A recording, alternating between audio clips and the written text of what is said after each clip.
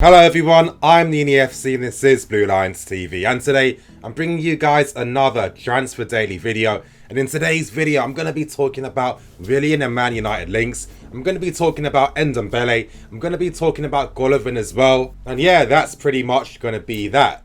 But anyway, you guys, remember I have finally released that exclusive Leon Bailey transfer update video yesterday. If you haven't watched it, make sure you watch. I put a lot of time in it. There's a lot of information that's exclusive, so it's definitely going to be an interesting video to watch. And how can I forget? Smash that like button and help me get more than 500 likes for today's video, and press the bell notification button as well to stay tuned to all things Blue Lions TV. But starting with the first story for today's video, and that's in regards to Willian and Man United. Yes, it's a topic I have been speaking about quite a lot, but a lot of you guys understand the concept of this video structure. And basically, anytime there's news, I will be giving my thoughts and opinions on that. Sometimes I do have exclusive stuff if I'm very lucky, and of course you guys hear it here first. But of course with Willian, the Daily Mail are stating that United want to make a £60 million bid for Willian, and that Jose Mourinho wants to reunite with Willian for next season. Now that's pretty much the news.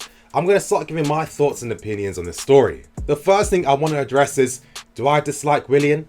Of course not. A lot of you guys on this channel that have been watching for a long time, you know my thoughts and opinions already. You can imagine me saying play him on the left and in the middle, so I'm not even going to delve into that right now. But with Willian, here's how I state it. If you just look at things clearly, he hasn't been offered a new contract just yet. He is 29, turning to 30 years old. If he was going to get a new contract, he would have had it already by now. And we do know that Mourinho has always been a big admirer. As I said in the previous video, he spoke to Willian during the summer, and Chelsea denied Willian the chance of joining Man United. Now it looks like Mourinho wants to come back to try and sign Willian again, and it does make quite a lot of sense if you look at it from Mourinho's perspective. Now, Mourinho has a massive season ahead for next season. He's under a ton of pressure. He hasn't been delivering much at Man United. The fans, some of them, not all of them, do get on his back for the quality of football. Some of the players, a lot of people feel, aren't really progressing or taking their game to another level. And a lot of things are being used against Mourinho based on how he's been at other clubs like Chelsea, for example. Now, there's a massive possibility that if Mourinho doesn't deliver something good in the Premier League for next season, or ideally being the title, that United will look to move him on. And this is what Mourinho does. When the chips are going against him and he's under pressure, he turns to the older, experienced players. Now, Willian would make a lot of sense for him. Obviously, Willian performed very well under Mourinho. They have a great relationship already. Willian understands the system that Mourinho implements already. It seems to be a win-win, especially when Mourinho isn't really looking towards the likes of Rashford or Martial as much out wide. And let's not forget, last summer United were trying very hard to bring in Perisic from Inter Milan, another guy that's in his late 20s. And it's starting to look like Mourinho wants to have those older, experienced players in the final third. I do think that those attacking positions is an area that Mourinho wants more experience in. Now look at it from Willian's perspective. Chelsea still haven't offered him a new contract. Now if he does go to Man United, he's guaranteed to get a multi-year contract, minimum 4 years, plus he'll probably earn more money than what he's getting at Chelsea. So there is a win-win situation to this. And let's not forget that we do have concrete interest in Anthony Martial. Honestly, you guys, the logic's there. A lot of us are thinking this already ourselves. There's a massive possibility that Chelsea and United will be looking to do business. Chelsea wants someone that can play number 9, and United wants someone out wide that can play as well. Ideally, I don't think Mourinho wants to use Sanchez out wide on the right. I think ideally Willian is the guy for him. There's just too many win-win factors for every individual involved in the transfer. It's a win-win for Martial if he comes because he gets to play number 9. It's a win-win for Willian because he gets a longer contract with more money. And it's a win-win for Mourinho because, again, he's getting a guy with experience that he's worked under already for the right-hand side, an area that needs strengthening for Manchester United. And in my opinion, when you look at this from all three perspectives, I really don't think that any party is missing out or losing out. Now, United making a 60 million bid, it seems a bit far-fetched. Willian's contract is expiring soon, but he's looking good at the World Cup, and that's guaranteed to boost his transfer value as well.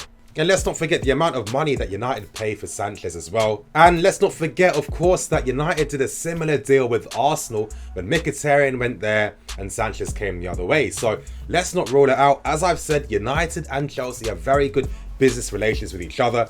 this looks like it makes a lot of sense. Now, the second video to cover today is in regards to Golovin of CSKA Moscow, currently with Russia at the World Cup. He is the brightest prospect in Russian football. He has had a very good season. What type of player is Golovin? Well, Golovin is the modern day playmaker, and when I say that, the guys that can operate within the half spaces, guys like Eriksen, De Bruyne, Ali. Now, the reports are that Juventus are currently leading the race for Golovin, but Chelsea have also been interested in the services for a while. The first time reports had come out stating Chelsea interest in Golovin came out last winter, and they really have just been intensifying very slowly, if I must say so myself. Now, the reports I'm reading from Russia stating that Chelsea have actually met with his representatives. Is that real? Is that true? Honestly, I can't clarify. I don't know myself, but from reading it, it does seem like it makes a lot of sense. Clubs are constantly talking to representatives. It was only last week that Marina was speaking to Longley's representatives, so it's a common thing that happens in football. Now, what the reports are trying to sell is the fact that Roman has a very good relationship with CSKA Moscow. Roman has played a lot in trying to develop Russian football, and Golovin is seen as the creme de la creme. And those reports are basically stating that the advantage we have is that Roman is going to help us in regards to getting this deal done. As I said earlier, Juventus are currently the favourites for a signature. They have been speaking to him a lot. They've even agreed wages that he would potentially earn, which is going to be €2 million a year. The only thing holding Juventus from making a bid for Golovin is the fact that they're still trying to work out what type of first proposal to make. Now, originally bids of 15 million was seen as okay, but with Golovin performing decently at the World Cup so far, that's more than going to raise his price and get other clubs interested in his services. Now, I'm going to give my thoughts and opinions, because what the press are trying to state is that Sarri wants Golovin to come, and I really think that they're trying to piece two and two together here. Basically, a while back when obviously Sarri was asked in regards to Golovin what he thought, he had nice things to say about him. Rumours came out then that Napoli were potentially looking at bringing Golovin to Napoli, but there literally isn't anything concrete stating that Sarri wants him. You guys, I say this all the time, Sarri isn't demanding any players. A lot of reports I've been reading about players from Napoli that he wants to bring, players from Serie A he wants to bring. I'm not really hearing anything in regards to those types of things. Sarri himself has said that he prefers to work with what he has and he likes to develop players. Immediately, if you tell me that Chelsea are looking to sign Golovin, that only tells me that Ruben won't have a place in the team. And would Chelsea be stupid enough to let Ruben go?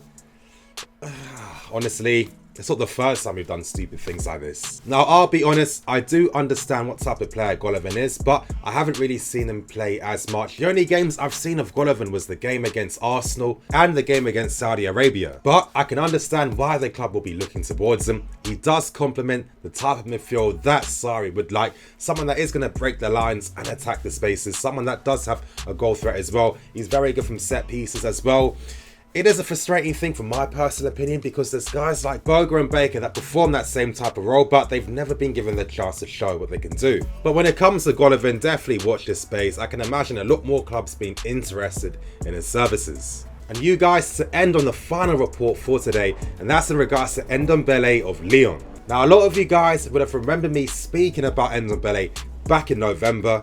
He is a player that Chelsea have been scouting and looking at, and Chelsea, I can tell you guys, have been speaking to Lyon a lot in regards to his services. But you might be wondering, why are we speaking to Ndombele now? Well, there's two things. One, it's come up from L'Equipe that Spurs have made a €40 million bid for Ndombele, so that's about £35 million. If you guys don't know, Moussa Dembele will be leaving Spurs and he's very close to signing for Inter Milan, so Spurs are looking for a replacement for him and they're targeting Ndombele. Now for me, and this is where I give my thoughts and opinions, it tells me two things, to be honest. Number one, of course, with Spurs coming in for him, that means that Chelsea might consider speeding up their plans to try and sign him, to not let him sign for a rival. And again, this does make a lot of sense. You know, Ndombele is a guy we've been targeting and scouting for a long time.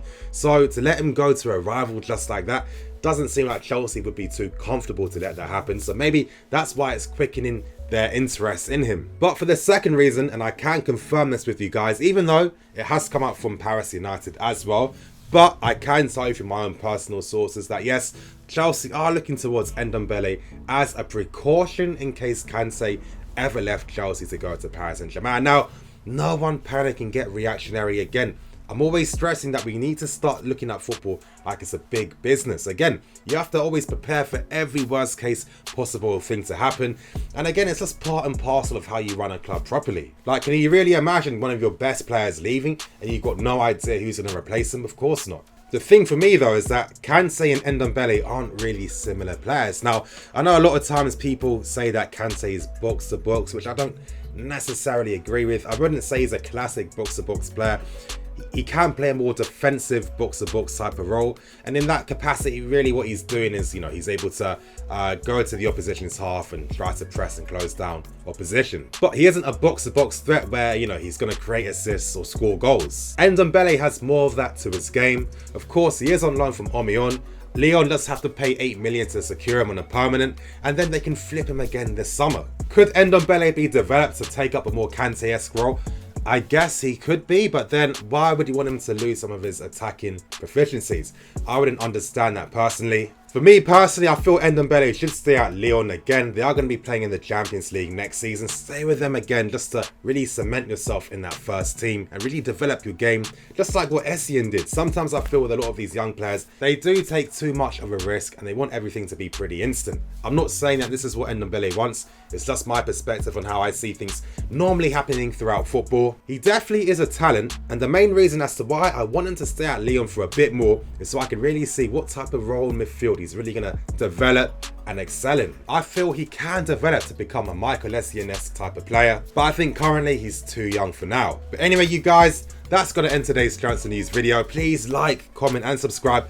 As I said, I finally released that exclusive transfer update on Leon Bailey. It's jam-packed with information. If you haven't seen it yet, because a lot of people still haven't, make sure you watch that. I put a lot of time in that video. Thank you guys for watching. As I said, 500 likes and press that bell notification button as well. I'm the NEFC, this is Blue Lions TV, signing out.